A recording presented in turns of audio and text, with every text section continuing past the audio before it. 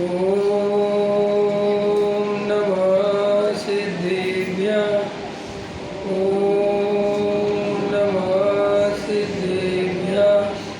ओम नमः सिद्धेभ्यः। नमः समय सराय स्वानुभूत्या चकास्ते चित्तो भावाय भावाय सर्वभावान्तरच्छिदे अनन्तधर्मणस्तत्त्वं पश्यन्ति प्रत्यगात्मना अनेकान्तमयी मूर्ति नित्यमेव प्रकाशितां वन्दे तु दुर्वचलमणोभवं गतिं पत्ये मोक्षामि समयपाहुळ मिणमो सुध केवली बलिदं संतप्यमान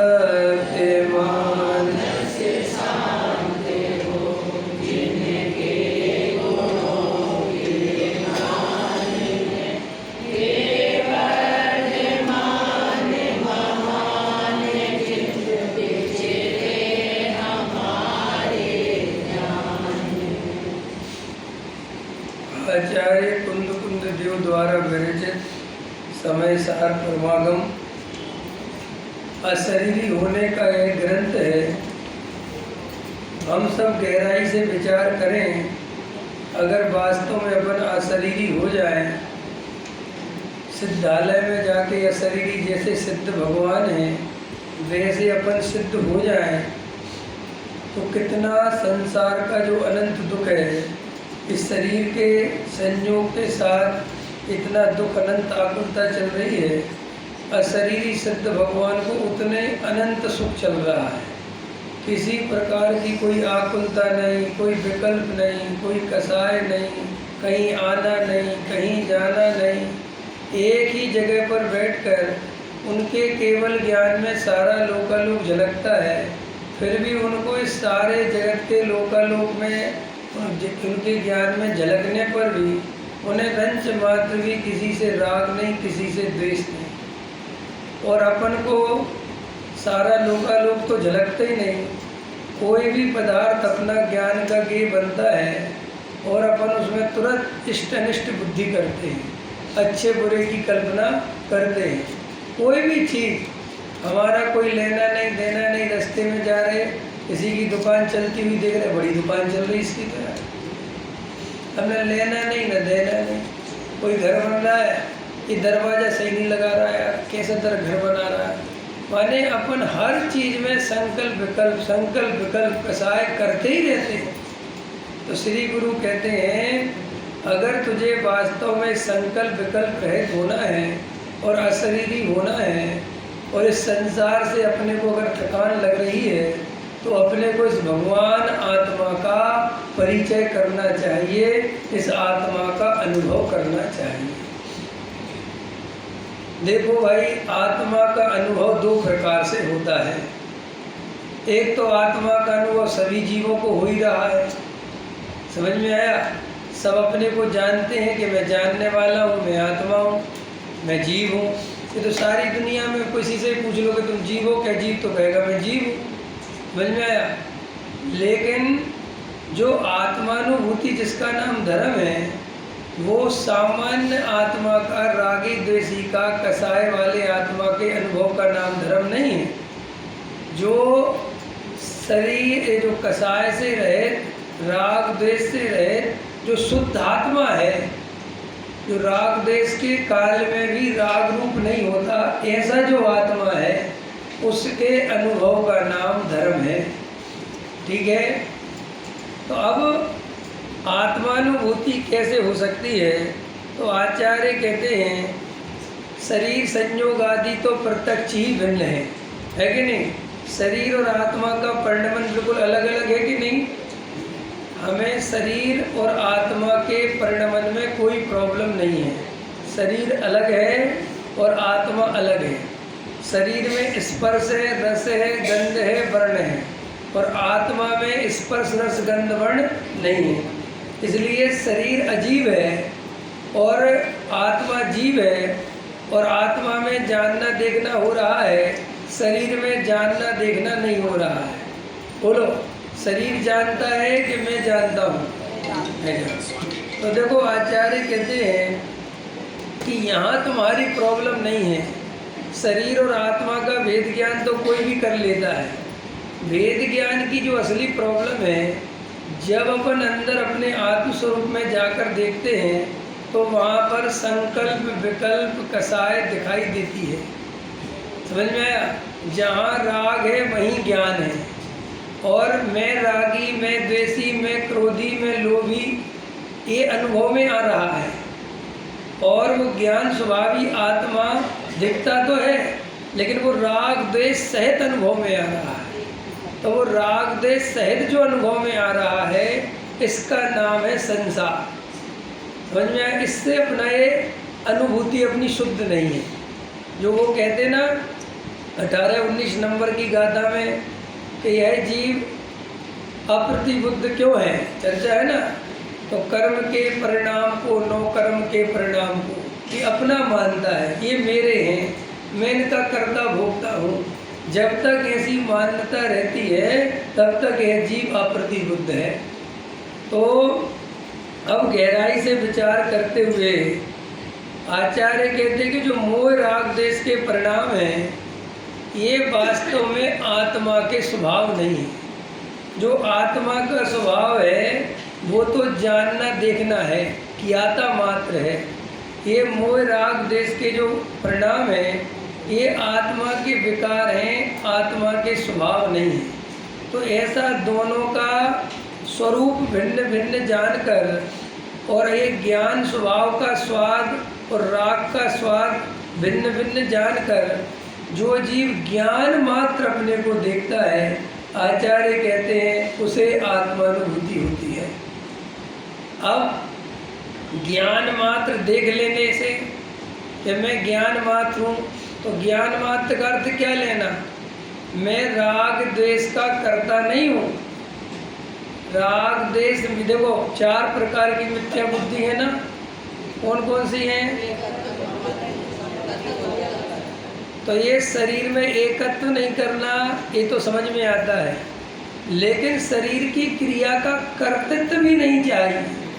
अगर ये रहेगा कि शरीर की क्रिया मैं कर सकता हूँ, अंदर में आए ना समझ में, शरीर की क्रिया कौन करता है? बोलो जल्दी। शरीर की क्रिया स्वयं होती है कि मैं करता हूँ? स्वयं होती है। लगता कैसा है? क्यों लगता है? कर्तृत्व तो हो गई बात, नहीं वो मैं करता हूँ ऐसा क्यों लगता है? एकत्व बुद्धि से। एकत्व बुद्धि क्यों है भाई? जीव अपने को शरीर संयोग वाला मानता है, उनका कर्ता धर्ता मानता है, तो ये जड़ की क्रिया जीव नहीं कर सकता, ये शास्त्र कह रहे हैं, ज्ञानी कह रहे हैं।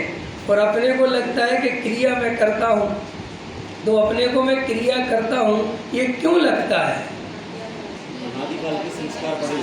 हाँ, और अच्छा है। और बताओ,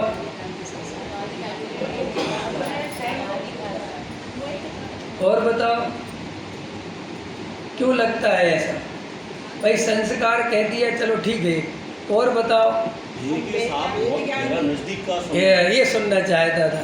निमित्त नैमित्तिक संबंध इतने घने हैं कि बार बार विचार करने पर मैं करता नहीं हूँ, लेकिन वो बार बार करता दिखता है। ऐसे मिथ्यात्व वो चल क्यों रहा है?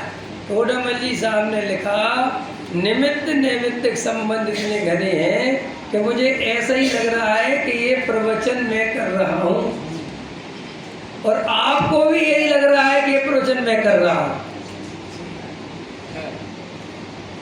समझ में आया कि नहीं आया?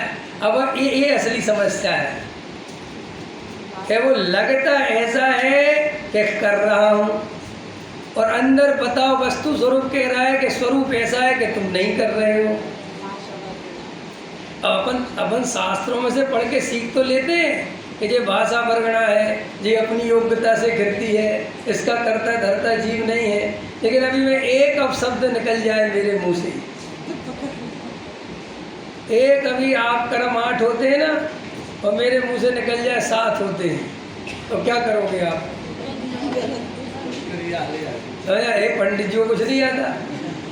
अब मैं कहूँगी यार भाषा वर्गणा अपनी स्वतंत्रता से निकल गई, मैं कहा अरे ये तो छलकड़ कर लिया, ये कोई बात थोड़ी हुई। मैंने देखो प्रॉब्लम क्या है, हम जो समझ रहे हैं, जो बता रहे हैं, जो पढ़ रहे हैं, समझ में आया, उसमें हम अंदर से फ्रीडम नहीं छोड़ते। स्वतंत्रता बोलते तो हैं लेकिन अंदर से स्वतंत्रता स्वीकार नहीं करते। आया समझ में?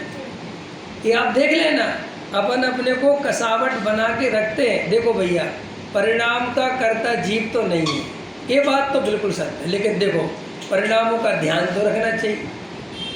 अब मुझे एक बात बताओ, या तो वो बात सही करो या फिर ये बात सही करो।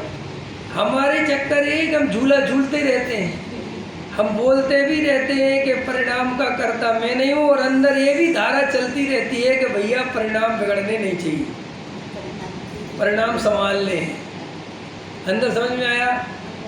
एक होता है ना, अपने यहाँ चलता है, बुद्धि पूर्वक तो शुभ भाव में रहना चाहिए। सुना है शब्द? हाँ, बुद्धि पूर्वक तो शुभ भाव करना चाहिए।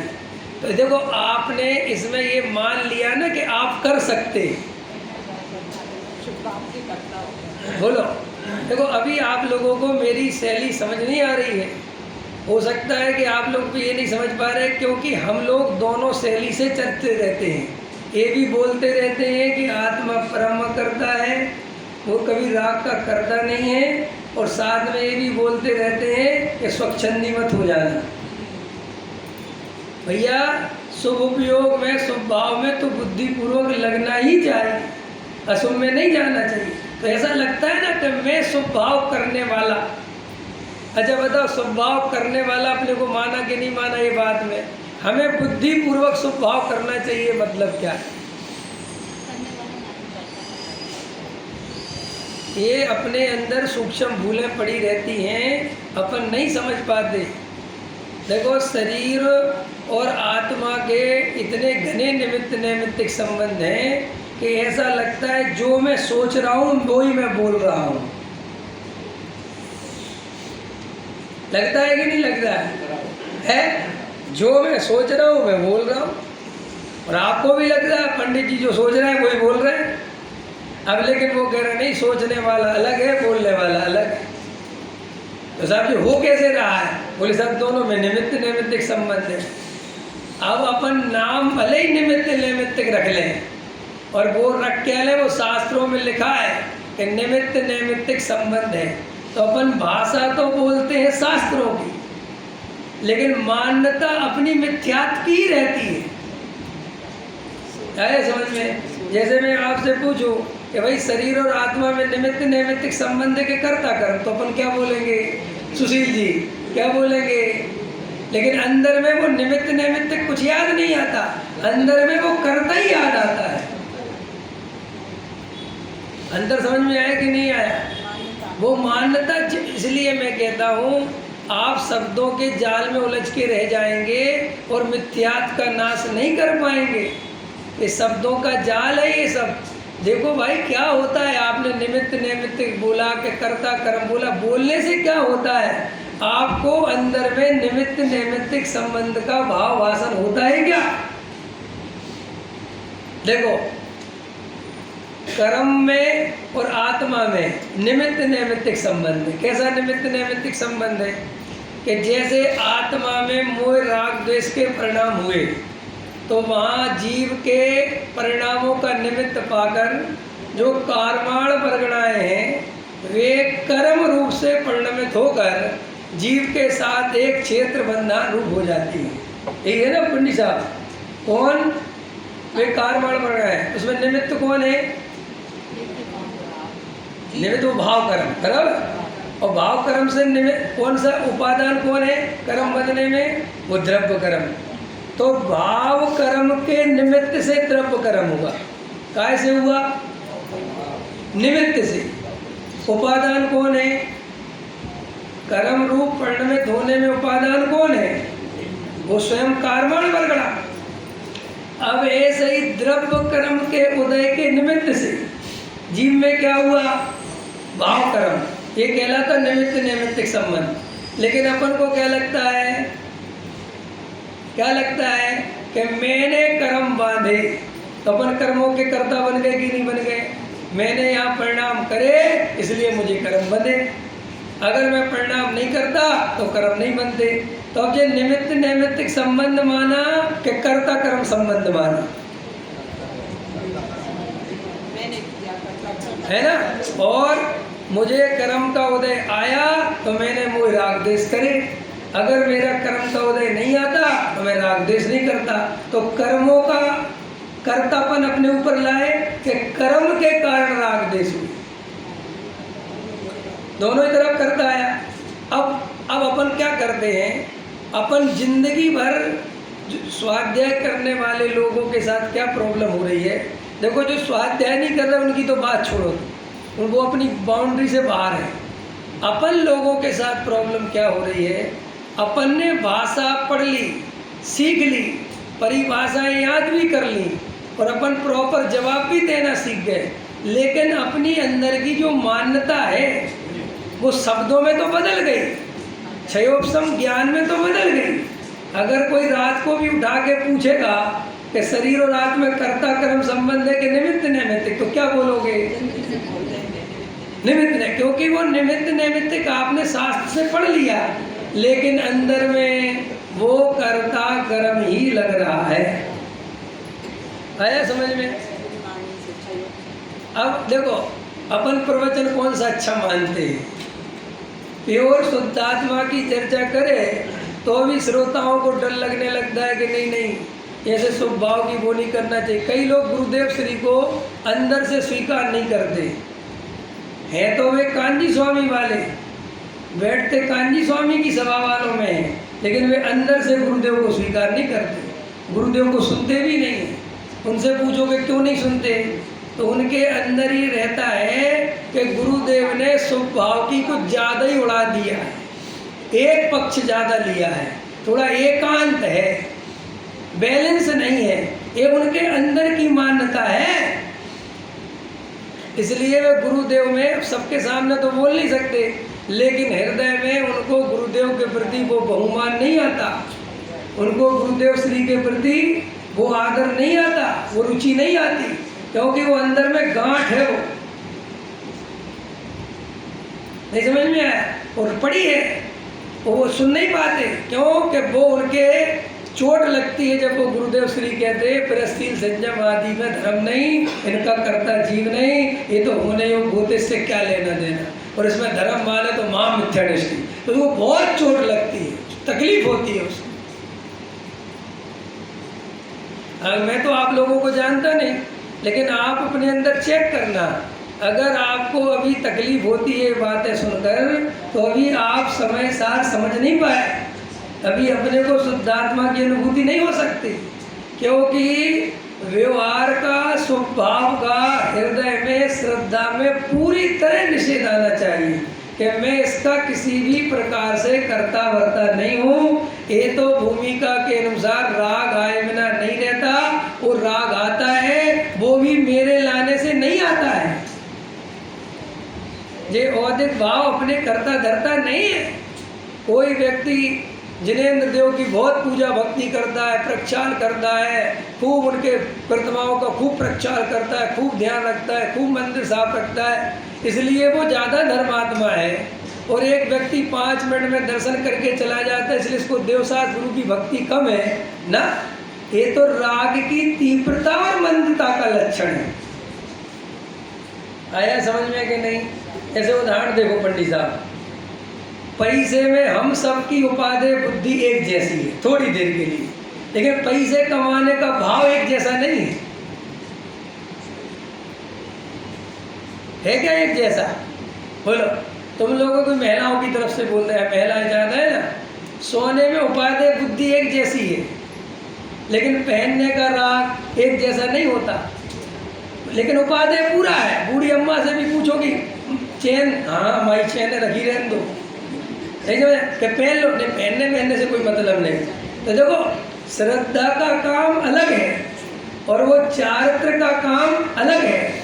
तो ऐसे ही कई जीव ऐसे होते हैं कि जिन्हें देव शास्त्र गुरु की अति भक्ति होती है, ज़्यादा राग होता है, पूजा पाठ प्रचार का राग, शिखर की चढ़ने का राग, ये करने का राग, वो राग वो राग वो राग रहता है, लेकिन इससे वो किंचित मात्र भी ज़्यादा धर्मात्मा नहीं होता। क्यों नहीं होता? क्यों नहीं होता? इस बात से वो ज़्यादा धर्मात्मा होता है कि नहीं होता है? बोलो पंडित साहब, क्यों नहीं होता? क्यों नहीं होता संजय जी? इस बात से कि उसकी कसाय बंद है, इससे वो थोड़ा ज़्यादा धर्मात्मा होता है कि नहीं होता है? बोलो भैया, सुशील जी बताओ। उस देखो, उपादेय माने तो मिथ्या दृष्टि हो गया, बात ही खत्म हो गई। लेकिन अपन तो चौथा गुणस्थान है दोनों का, और एक की कसाय मंद है चौथे गुणस्थान में, समझ रहे हैं? और एक की कसाय तीव्र है, और गुणस्थान कौन सा है? चौथा। तो चौथा गुणस्थान है, तो कसाय की मंदता होने से वो ज़्यादा धर्मात्मा है क्या?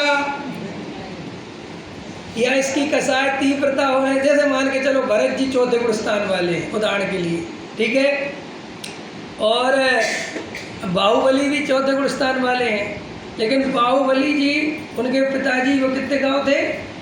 2, उदयपुर वाला वो दे गए, उतने में अपने खुश हैं, ठीक है। क्योंकि बाहुबली बहुत शक्तिशाली थे, चाहते तो 2-4 राज्यों पे हमला करके कुछ अपना बढ़ाते, लेकिन उन्होंने कुछ नहीं किया, उन्होंने कहा जितना है बहुत बढ़िया है। और भरत जी 6 खंड जीतने निकल गए ना, तो कसाय तीव्र किसकी हुई? भरत जी की। और बाहुबली की कितनी कसाय है? ये बहुत मंद है। ऐसा होने पर भी गुणस्थान दोनों का कौन सा है? आया समझ में?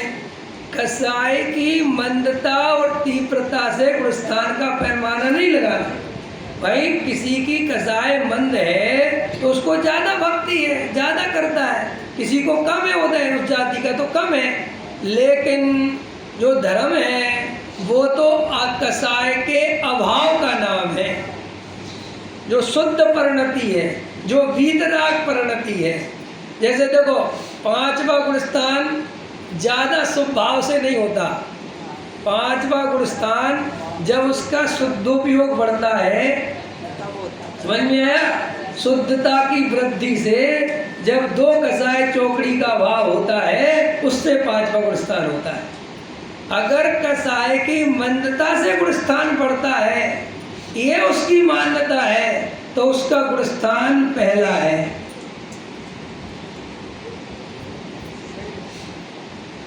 पहला कि साहब आप ऐसे कैसे कह रहे हैं?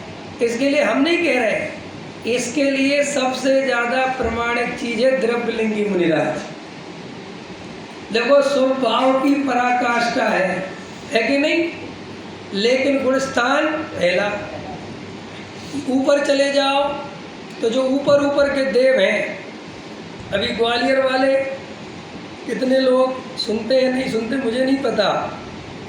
अभी मैं 3-4 दिन पहले एक स्वाध्याय प्रवचन था मंदिर में, तभी चर्चा आई थी कि देखो ज़्यादा परिग्रह पुण्य का उदय मानना मिथ्यात्व है। परिग्रह किसी के पास ज़्यादा है इसलिए इसके ज़्यादा पुण्य का उदय बिल्कुल व्यर्थ की बात है। कि कैसे देव गति में नीचे के देवों के पास ज़्यादा वैभव होता है, ज़्यादा संग्रह होता है, सब कुछ होता है, लेकिन ऊपर के देवों में आप जाओगे तो उनके पास शरीर भी छोटा होता चला जाता है। आपको पता है जो नीचे के देव हैं वे 7 हाथ के होते हैं, 6 हाथ के होते हैं, फिर 5 हाथ के, फिर 4 हाथ के, फिर 3.5, फिर 2.5, फिर 1.5, और फिर जो सबसे ऊपर वाले हैं वे केवल 1 हाथ की लंबाई। और देखो सर्वार्थ सिद्धि चाहने वाले देव नियम से पहले भावलिंगी मुनिराज होते हैं, बराबर है ना। और देखो तो भावलिंगी मुनिराज है तो 37 पुण्य बंधा होगा कि नहीं, तो 37 पुण्य बंधा, तो 37 पुण्य का फल किस रूप में आया कि एक हाथ की काया, साथ में ना माया न पत्नी न कुछ, और ऊपर बैठे और क्या करते हैं वहां बैठ के, केवल और केवल तत्व चर्चा, बराबर है। अब वो श्री गुरु कह रहे हैं कि इनका बहुत पुण्य का उदय है। तो अब क्या पुण्य का उदय है उनका? भाई कोई बहुत विषय भोग तो भोगते नहीं, कोई उनके अहंकार आदि के मान आदि के, चलो भैया कोई उनको वंदन कर रहा, नमस्कार कर रहा, उनका कोई दरबार लग रहा, कोई राजा में कुछ भी नहीं है। और जबकि नीचे का स्वधर्मेंद्र की तो बहुत दादागिरी चलती है नहीं। अपने पंचकल्याणक में कौन आता है, तो दादागिरी किसकी चलती है, स्वधर्मेंद्र की।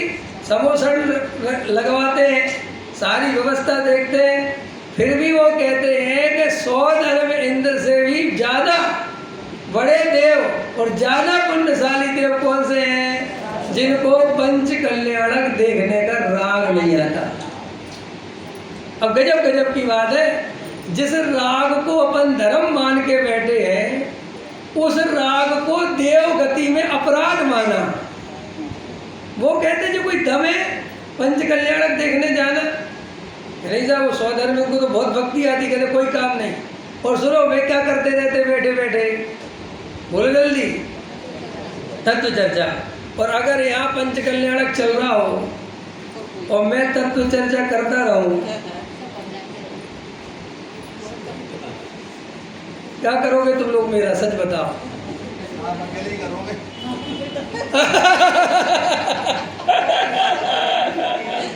ये तो ठीक है फिर, बोलो एकदम आपके मुंह से निकलेगा, अरे ये पंडित तो भ्रष्ट है, बिल्कुल स्वच्छंदी है यार। ये बताओ देव भगवान का ये हो रहा, क्या क्या क्या क्या हो रहा, क्या दम है, क्या है भैया। पंच कल्याणक में भगवान कैसे बना जाता है ये देखने के लिए जाते हैं। लेकिन भगवान बनने का पता ही चल गया जिसे कि मैं स्वयं ही भगवान हूँ, और अब अगर वो देखने नहीं भी जावे तो क्या आफत आ गई। अब पेड़ में गुड़गुड़ हुई, अब तो ये थोड़े मामला गड़बड़ है। अरे हम राग को उपादेय मानते हैं, करने योग्य मानते हैं। अगर किसी को राग नहीं आवे तो अपन उसे पापी मानने लग जाते हैं, इसी से माफ करते हैं। देख लो, चेक कर लो आप भाई, आपको इतना तो जागृत होना ही चाहिए ना कि भाई मेरा प्रयोजन क्या है वहां जाने का है। और सुनो, ये जितने अन्यथा मत लेना, ये जितने कार्यक्रम होते हैं उनमें अपन जाते हैं जैसे तैसे करके, अपनी सहजता खो जाती है कि नहीं खो जाती है। व्यवस्थाओं में दिमाग रखा रहता है, अरे भैया जल्दी चलो ना, वो भोजनालय बंद हो जाए।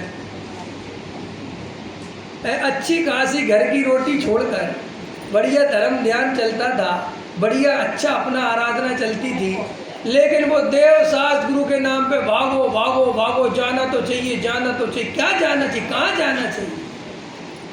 और अगर तुम्हें जाने का राग आता है तो उसे अच्छा मत मानो, उसे धर्म मत मानो, उससे अपने को बड़ा मत मानो। और अगर वो किसी को राग नहीं आता तो वो उससे कोई अधार्मिक नहीं होता। अब जो बूढ़ी बूढ़ी अम्मा हो गई, अब जिनको पंच कल्याण देते तो कितने दिखाओगे भैया, है अम्मा कहनी मुझे दिखा के लाओ, क्या देखना। एक बहन जी बीमार पड़ गई बहुत ज़्यादा, मेरे पास फ़ोन आया, बोले पंडित जी ऐसी बीमारी हो गई, मेरा महापाप का उदय आ गया, ये आ गया वो आ गया, और बहुत तकलीफ और रो रही, मेरे देव शास्त्र गुरु छूट गए। हमने कहाँ छूट गए, कहाँ छूट गए देव शास्त्र गुरु? अरे बोले मंदिर नहीं जा पाती। तो हमने कहा गई तो हो 30 साल 30-40 साल गई हो ना मंदिर, यहाँ गए तो काय के लिए गई थी, काय के लिए गई थी 30 साल मंदिर? एक देखने के लिए गई थी कि भगवान आपको देख देख के ये समझ में आ गया कि मैं स्वयं भगवान हूँ, और एक दिन ऐसा उदय आएगा कि अब मैं आपके पास नहीं आ पाऊंगी। ये सब कर्माधीन व्यवस्था है, पर्यायगत योग्यता है, इसलिए मुझे कोई विकल्प नहीं है। उल्टा इस बीमारी ने, इस पाप के उदय ने मुझे समय दे दिया कि अब मैं एक त्रिकाली ध्रुव भगवान आत्मा की दृष्टि करूं, सारे आने जाने के विकल्प छूट गए। भाई पुण्य पाप का उदय आपकी मान्यता का नाम है। आप जैसा फील करते हो वो ही बताता है कि आपका पुण्य का उदय है कि पाप का उदय है। देव गति में ऊपर ऊपर के देव शांत होकर अपने बैठे हैं, आत्मचर्चा करते हैं।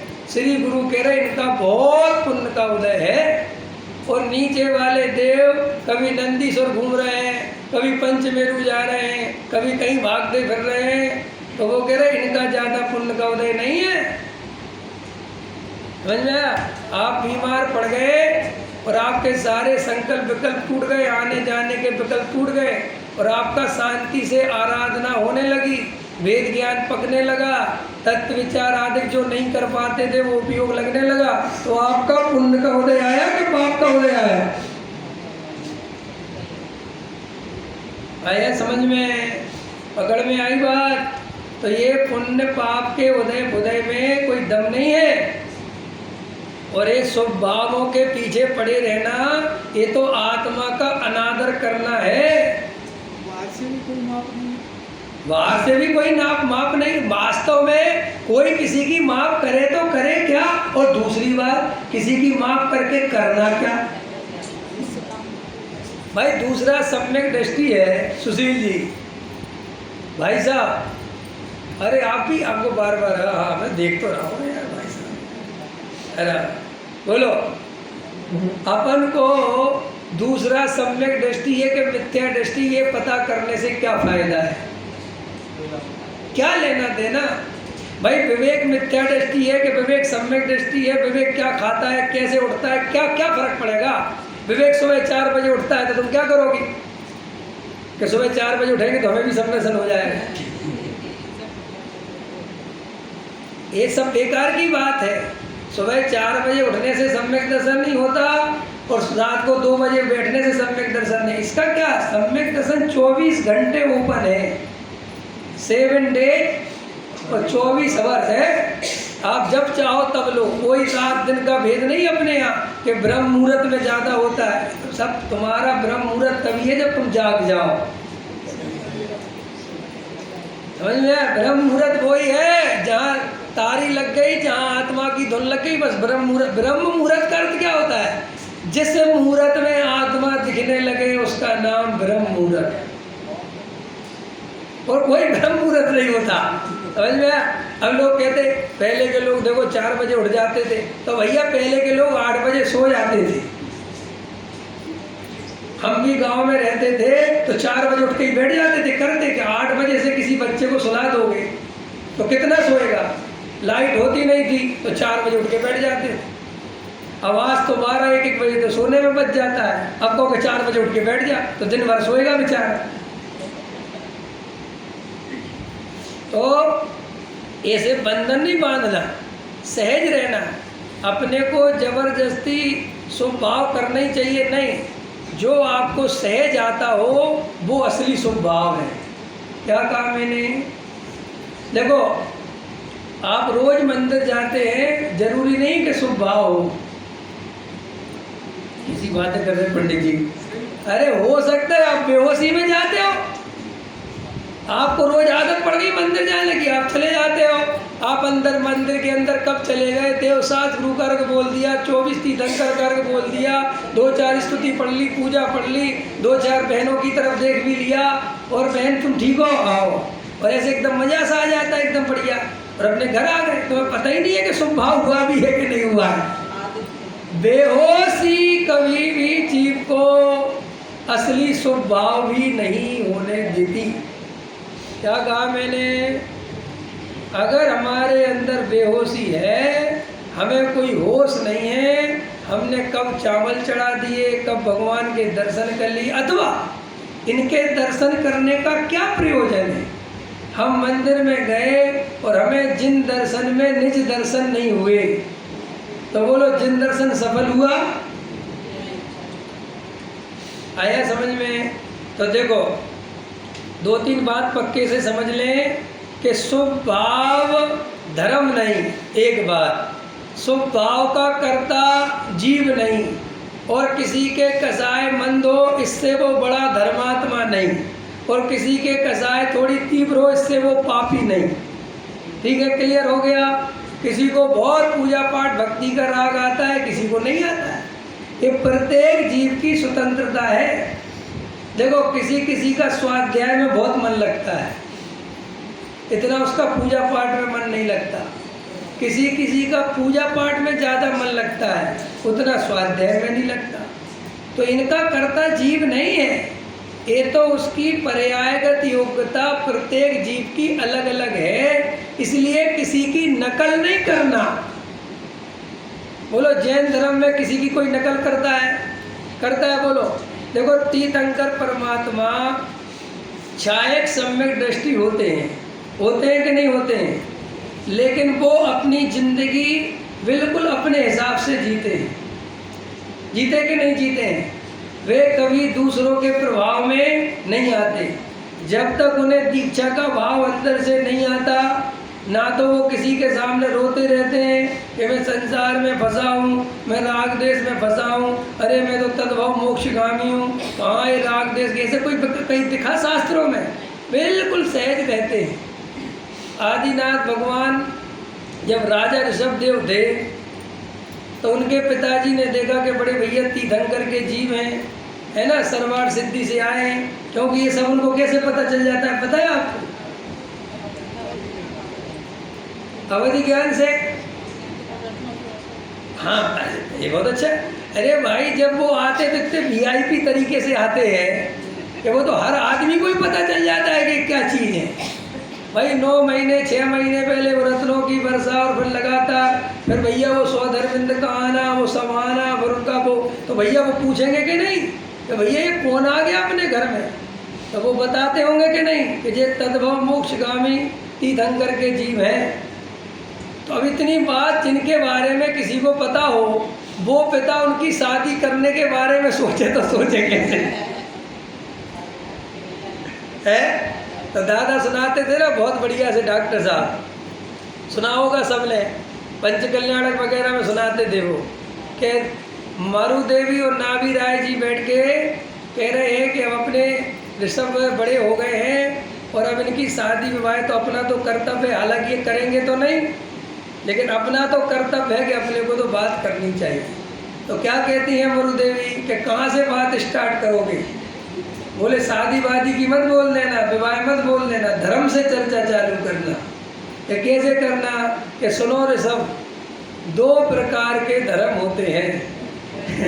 हाँ तो धर्म बोलोगे तो थोड़ा सुनेंगे, और एक गृहस्थ धर्म और एक मुनि धर्म। सो हे भैया, अब तुम्हारे गृहस्थ धर्म में प्रवेश करने का समय आ गया है। ऐसी बात करना तो बात हो सकती है कि सुने ना, सुनेंगे नहीं, और अंदर क्या सोच रहे हैं कि वो तो होने ही नहीं है, अब ठीक है अपन तो माँ बाप है तो करो। तो बुलाया तो मिले, बोले आपसे बात करें, बोलो करो। बोले भैया ऐसी ऐसी बात है। तो बोले ठीक है। बोले हमने 4 कन्याएं देखी हैं। बोले ठीक है। ठीक है बोले जा रहे हैं, क्या ठीक है करा? तो क्या कहते हैं कि वे तो तैयार ही है। तो डॉक्टर साहब बहुत अच्छा बोलते हैं, महापुरुषों का जीवन सहज होता है, महापुरुषों के जीवन में कभी मायाचार नहीं होता, मन में भावे मूड हिलावे, ऐसा कभी भी महापुरुषों का जीवन नहीं होता। शादी करनी है तो करनी है, नहीं करनी तो नहीं करनी। वैराग आया तो आया, नहीं आया तो नहीं आया। गजब है कि नहीं? ये अपन सुनते तो हैं, पढ़ते हैं, लेकिन अपन अपने बारी पे जब आते हैं तो अपन फिर फेल हो जाते हैं। उनकी तो बात भरोसा करते हैं, लेकिन अपनी बारी पे आ जाए, नहीं नहीं नहीं साहब हमें तो करना ही चाहिए, ये तो करना ही चाहिए, ये तो करना ही चाहिए, ये तो करना ही चाहिए, ये तो करना ही चाहिए। क्या करना चाहिए भाई? सब होने योग्य हो रहा है। जैसा जिस द्रव्य का जो परिणमन हो रहा है वो अनंत काल से नक्की है और सर्वज्ञ के ज्ञान में झलक रहा है। उस द्रव्य का परिणमन सदा काल से निश्चित है और मैं भी एक द्रव्य हूँ और मेरा जैसा जैसा परिणमन होना है वो केवली के ज्ञान में झलका है। उसमें रंज मात्र भी हेर फेर नहीं करा जा सकता। तो कई लोग ये बात सुन के बड़ी पराधीनता का अनुभव करते हैं कि साहब हमारे हाथ में कुछ नहीं बचा। कि तुम्हारे हाथ में बचा, क्या बचा? आकर्ता ज्ञायक बचा है। बहुत बड़ी उपलब्धि है पंडित साहब। हमारे हाथ में कुछ बचा कि अरे तेरे हाथ में सब कुछ बच गया। कि क्या बच गया? आकर्ता ज्ञायक। अब तू मजे कर। अच्छा बताओ, सब परिवार वाले लोग हैं, अपने परिवारों में देखो ध्यान से, सबसे ज्यादा मजे अपने घर में कौन कर रहा है? बच्चे के अपन। बच्चे क्यों कर रहे मजे? तुम क्यों नहीं कर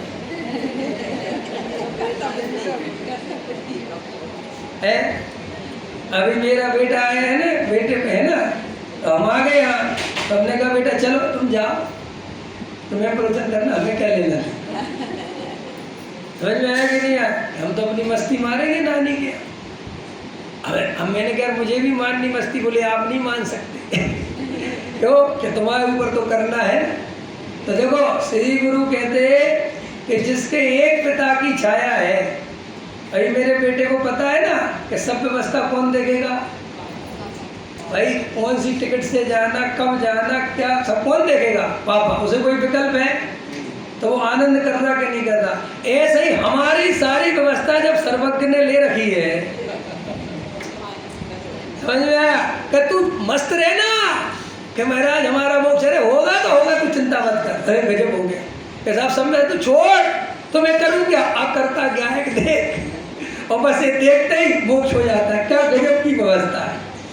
पूज्य गुरुदेव श्री कहते थे क्रमबद्ध पर्याय की गहराई से कोई जीव श्रद्धा करे तो वो आकर्ता पे आए बिना रहेगा ही नहीं, क्योंकि करने के लिए कुछ बचा ही नहीं। जब अपनी ही पर्याय में कुछ नहीं करना तो फिर मैं करने के लिए करूं क्या?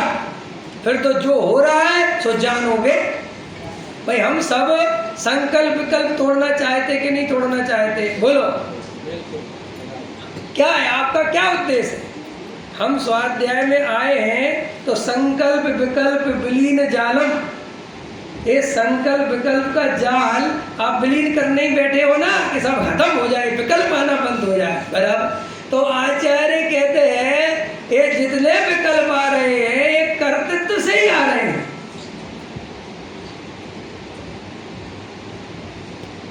गजब हो गया साहब। देखो और गहरी बात सुनो, हमने अभी तक श्रद्धा का कर्तृत्व तो सुना है, काय का कर्तृत्व, लेकिन चारित्र का भी कर्तृत्व होता है। एक गजब हो गया। देखो चारित्र का कर्तृत्व कैसे होता है। सम्यक दृष्टि है, चौथे गुण स्थान वाला है, तो उसकी श्रद्धा तो सम्यक है। वो ये नहीं मानता कि एक द्रव दूसरे द्रव का कर्ता धरता है, नहीं मानता ना। फिर भी देखो उसे करने धरने के विकल्प आते कि नहीं आते? अरे आते कि नहीं आते? दुकान चलाने के, घर करने के, बच्चे, मकान, दुकान, पैसा जोड़ने के सब विकल्प आते कि नहीं आते? और मान्यता क्या है कि मैं एक रंच मात्र भी एक पुद्गल परमाणु का कर्ता नहीं। तो देखो उसे श्रद्धा संबंधी दुख तो खत्म हो गया, लेकिन चारित्र संबंधी दुख चल रहा कि नहीं चल रहा? चल रहा कि नहीं चल रहा? तो आचार्य कहते ये चारित्र संबंधी दुख भी स्वरूप में रमे तो ये भी मिटे। समझ में आया? श्रद्धा पे इतना जोर क्यों देते हैं अपन पता है? क्योंकि श्रद्धा में सम्यक पना हुए बिना चारित्र में काम नहीं हो सकता। इसलिए श्रद्धा को सुधारना बहुत जरूरी है, लेकिन चारित्र का दुख भी कम दुख नहीं है। कसाय का दुख कोई कम दुख नहीं है। मेरे को 100% पता है कि एक द्रव्य दूसरे द्रव्य का कर्ता धर्ता नहीं है, एक एक पर्याय स्वतंत्र है। फिर भी ऐसी श्रद्धा होने पर भी जो एक करने का भाव आता है, ऐसे ऐसे ऐसे ऐसे, ये भी अनंत दुख है। इसलिए ज्ञानी अपने स्वरूप में रमने की भावना निरंतर भाते हैं कि क्यों कि ये भी नहीं सहा जाता। समझ में आया? पहले तो श्रद्धा और चारित्र एक ही सिक्के के काम कर रहे थे, एक ही पार्टी में थे। अब क्या हुआ? श्रद्धा पलट गई और चारित्र नहीं पलटा। तो ज्ञानी को जितना राग का दुख लगता है, कसाय का दुख लगता है, अज्ञानी को कभी वो दुख नहीं लगता। आया समझे? तो आश्रव दुखकार घनेरे, तो ये दुखकार घनेरे किसको लगते हैं? जिसके श्रद्धा में सम्यक बना है। आया पकड़ में आया? मुझे पर्ची भी दी ना, कहा क्या लिखा है? एक बात है कि अनुभव करना, और दूसरी तरफ आचार्य ने कहा है कि अनुभूति स्वरूप भगवान आत्मा आबाल गोपाल सभी के अनुभव में आ ही रहा है। इससे सम्यक दर्शन की पर्याय की रुचि रहती है। देखो, भगवान आत्मा सभी के अनुभव में आ रहा है, और एक तरफ कहते हैं कि भगवान आत्मा का अनुभव करो। तो जो भगवान आत्मा सभी के अनुभव में आ रहा है, ऐसा अनुभूति स्वरूप भगवान आत्मा अनुभव में आने पर भी वो अनुभव क्यों नहीं है? क्योंकि उसमें राग देश कसाय की मिलावट है, गेयों की मिलावट है। तो मिला जुला अशुद्ध आत्मा जो प्रमाण का विषय है, वो अनुभव में आता है। उस अनुभव से कभी भी जीव को धर्म की प्राप्ति नहीं होती। इसलिए अनुभूति स्वरूप तो है, क्योंकि मैं हूँ ऐसा कौन नहीं जानता। मैं हूँ ये कौन नहीं जानता, और मैं जानता देखता हूँ ये कौन नहीं जानता। तो ये जानता है तो अनुभूति करता है, तभी तो जानता है। आप हाँ बोलो, नहीं कोई बात नहीं, बोलो। आप जान रहे हो, ये आप जानते हो कि नहीं जानते? आप जानती हो? ये जानते हैं क्या शास्त्र? ये जानता है क्या? नहीं जानता ना। तो ये नहीं जानता और मैं जानता हूँ, ऐसा जानते हो कि नहीं जानते? तो मैं जानने वाला हूँ, ऐसी अनुभूति हुई कि नहीं हुई? लेकिन इस अनुभूति से काम नहीं बनता शास्त्र के अनुसार लिखा गया है। शास्त्र के अनुसार लिखा गया, शास्त्र के अनुसार लिखा गया नहीं। हम सब जानते हैं, क्योंकि आत्मा अनुभव स्वरूप है। क्योंकि अनुभव कर रहा है ना, किसका अनुभव कर रहा है वो छोड़ो, लेकिन अनुभव तो कर रहा है ना। आप कुछ ना कुछ तो फील कर रहे हो ना, ये टेबल तो नहीं कर रहे हो। तो अपन अनुभूति स्वरूप हुए कि नहीं? अनुभव करने वाले। लेकिन आचार्य कहते हैं कि इस अनुभव से काम नहीं होना। फिर किस अनुभव से होना? जो द्रव्य कर्म, नो कर्म, भाव कर्म से भिन्न, गेयों से भिन्न, राग देश से भिन्न, कसायों से भिन्न, जो मात्र ज्ञायक है, जिसमें गे भी ना रह जाए, राग देश कसाय भी ना रह जाए, एकमात्र ज्ञायक ही रह जाए, ऐसी अनुभूति का नाम आत्मानुभूति है। क्योंकि रागी द्वेषी अनुभूति आत्मा की अनुभूति नहीं है, वो तो कसाय की अनुभूति है, और कसाय आत्मा नहीं है। कसाय आत्मा, कसाय तो आत्मा से भिन्न है। आया समझ में? तो जो आवाल गोपाल सभी के अनुभव में आ रहा है, किंतु पर सत्ता में प्रतिबद्ध। मैं पर से बंधा हुआ हूँ, पर मेरे से बंधा हुआ है। ये शरीर, संयोग, मन, वचन, वाणी, राग देश कसाय, इन सब में जो बंधना है, एकत्व है, ममत्व है, कर्तृत्व है, भोक्तृत्व है, इसकी जो अनुभूति चल रही है, ये आत्मानुभूति नहीं है। एकमात्र ज्ञायक भाव की अनुभूति ही आत्मानुभूति है। क्लियर हो गई बात? तो वो अनुभूति कैसे होगी? वेद ज्ञान के द्वारा। काय के द्वारा? तो राग अलग है और ज्ञान अलग है, समझ में आया? वे दो नहीं, एक नहीं है, वो अलग अलग है, बस अपन को अलग अलग देखना है। नींबू है, शिकंजी है, उसमें नमक है, चीनी है, नींबू है, सब कुछ है ना, और तीनों को मिला के शिकंजी बन गई। तो भी आप तीनों के स्वाद अलग अलग ले पाते हो कि नहीं? बोलो रीता जी, लेते हो कि नहीं? कैसे लेते हो? बोलो सुशील जी। अच्छा एक बात बताओ, वहाँ शिकंजी में ऐसा देखो अपन तो चीनी दिखती है क्या? नींबू दिखता है? कुछ नहीं दिखता। फिर भी तीनों के स्वाद इतना नीर छीर की भांति मिले हुए होने पर भी जब आपकी माँ, पत्नी, बहन, भाई शिकंजी देता है, कहता भैया पियो, कैसा लग रहा? आपने कहा बढ़िया। अरे बढ़िया तो ठीक है, ये बताओ नमक कैसा है? नमक, रुक जा, नमक एकदम सही है। भाई आया कि नहीं आया? आया। तो भाई साहब पहले अभेद का स्वाद ले लिया और फिर पूछा के भेद करके बताओ, तो भेद भी कर दिया कि नहीं कर दिया? लेकिन मजा काहे में आया?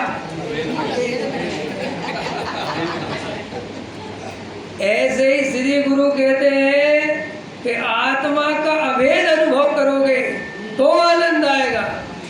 और मेरे में ज्ञान है, दर्शन है, मैं आत्मा हूँ, मैं ऐसा हूँ, मैं वैसा हूँ, मैं गायक हूँ, मैं जानने वाला हूँ, मैं सुख स्वरूप हूँ, ऐसे विकल्पों में आत्मा का जो अनुभव है वो सच्चा आत्मा अनुभव नहीं है। इस समय सार को गहराई से पढ़ो तो मजा आता है। जब आप समय सार को पढ़ोगे, अभी पढ़ना घर पे जाके, तो देखना उसमें कहा 8वें नंबर, जो 7वें नंबर की गाथा में कहते ना, आत्मा में ज्ञान है, दर्शन है, चारित्र है ना, ये सब व्यवहार है, ठीक नहीं है। तो वहाँ ऊपर नीचे आगे कहा 8वें नंबर की गाथा में कि जब ये व्यवहार काम का ही नहीं है, समझ में आया? तो इसमें इसको व्यवहार को जगह क्यों दिया? आपने एक निश्चय बताते, व्यवहार की बात ही नहीं करते। तो क्या उत्तर दिया कि जैसे मलेच्छ को मलेच्छ की भाषा में समझाते हैं तो ही उसे समझ में आता है। जैसे उससे कहा कि आत्मा, तो वो आत्मा शब्द ही नहीं जानता क्या है, तो उसे बताया कि जिसमें ज्ञान है, दर्शन है, चारित्र है, जो अनुभव करता है, जो जानता है, जो देखता है, वो आत्मा। ओह, ये तो मैं हूँ। आया समझ? तो देखो अपन व्यवहार के नाम पर क्या समझते हैं और आचार्य व्यवहार के नाम पर क्या बताते हैं।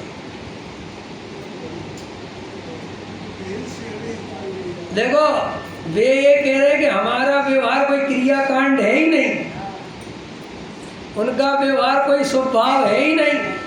उनका तो जो व्यवहार है, जैसे जगह मिली है जिनवाणी में, वो भेद वाला है। और बोलो हम जब ये कहते हैं कि व्यवहार मत छोड़ देना, तो तुम्हें भेद वाला व्यवहार याद आता है कि वो क्रियाकांड वाला, स्वभाव वाला, उपचार का उपचार, समझ में आया? वो तो बिल्कुल उपचार का उपचार है ना भाई। 2 द्रव्य हो गए पंडित साहब, जड़ की क्रिया में 2 द्रव्य हो गए कि नहीं हो गए? कैसे 2 द्रव्य हो गए बताओ? अरे एक शरीर की क्रिया और एक आत्मा, 2 द्रव्य हो गए कि नहीं? और 2 द्रव्यों को मिला के एक की कहना, ये व्यवहार। तो ये कितना स्थूल व्यवहार है, ये कितना स्थूल, कितना झूठा, क्योंकि शरीर और आत्मा बिल्कुल एक हो ही नहीं सकते। और वो एक करके कह रहा कि वृत्तिशील संयम करता है जीव। अब जो अंदर सद्भूत व्यवहार वाला व्यवहार है, जैसे अनुपचरित सद्भूत कहते हैं, आत्मा में ज्ञान है, दर्शन है, चारित्र है, तो कम से कम एक ही द्रव्य है और उसमें जो गुण वास्तव में है, इसमें कोई झूठे की चक्कर नहीं है। तो साहब फिर से व्यवहार के खाते में क्यों डाला? इसलिए डाला कि जे तुमने अभेद में भेद कर दिया। तो अभेद में भेद कर दिया तो इससे नुकसान क्या है? बोले मजा अभेद में आता है, भेद से तो विकल्प खड़ा होता है और विकल्प दुख रूप है। आकुलता रूप है। इसलिए अभेद अखंड आत्मा की अनुभूति ही सच्ची अनुभूति है।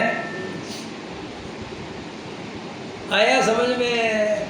ऐसे अभेद का मजा लेना सीखो, फिर मजा आएगा आत्मा का। अब ऐसे कई लोग बैठ जाते हैं, मैं ज्ञान, मैं दर्शन, मैं चारित्र, मैं वीर्य हूँ, मैं आत्मा हूँ, फिर ऐसा पढ़ लिया, फिर वैसा पढ़ लिया, ऐसा पढ़ लिया, फिर ऐसा पढ़ लिया, फिर गुरुदेव 47 शक्ति पढ़ ली तो अपन ही पढ़ लिए, एक आध दो विनती पढ़ ली। इनका निषेध नहीं है, कल बहुत अच्छी चर्चा हुई थी सुशील जी, इनका निषेध नहीं, ये तो करना, ये तो बहुत अच्छी बात है, क्योंकि इतना उपयोग टिकता नहीं तो पढ़ना, लेकिन इसमें रस नहीं लेना।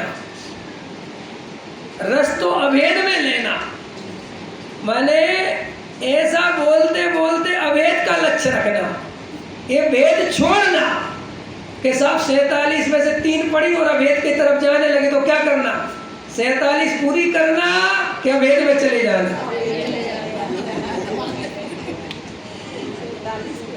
वो टारगेट नहीं बनाना। ये जो अपन टारगेट बना रहे हैं, क्यों आंटी जी, कोर्स, ये कोर्स वोर्स करने के चक्कर में फंसोगे तो आत्मा अनुभव से रह जाओ। देखो भाई, स्वभाव प्रेरणा के लायक भी नहीं है। हाँ, हम कह रहे ये हमेशा नहीं, अरे सुनो आपस में डिस्कस। अपन ये क्यों मानते हैं कि हम साहब प्रमादी हो जाएंगे? आप उससे आगे बढ़ो ना। आया समझ में कि नहीं?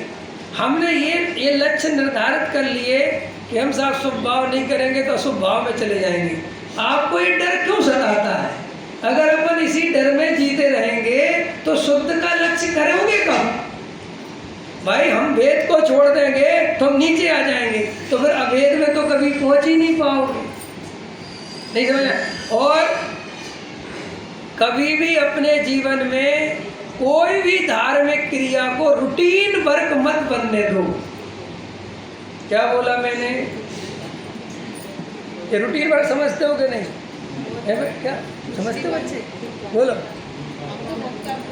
रूटीन वर्क समझते हो?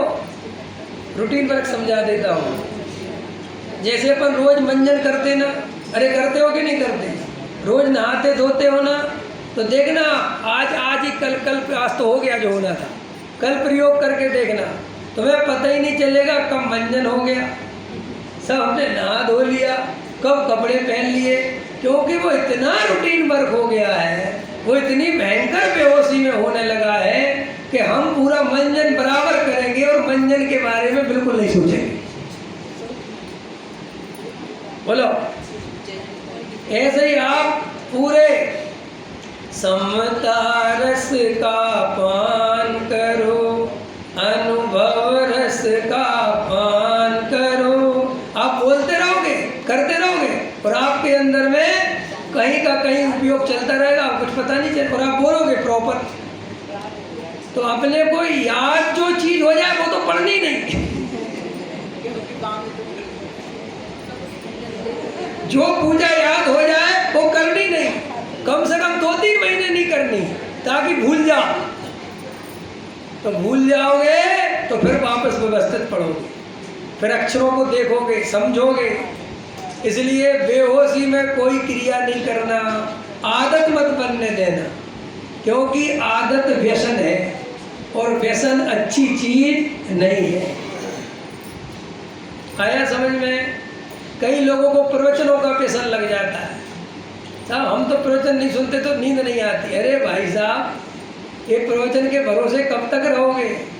अपने आत्मा का आनंद लेना सीखो, अवेद की अनुभूति करना सीखो, निरालंबन से जीना सीखो, परावलंबन छोड़ो, स्वावलंबन से जियो।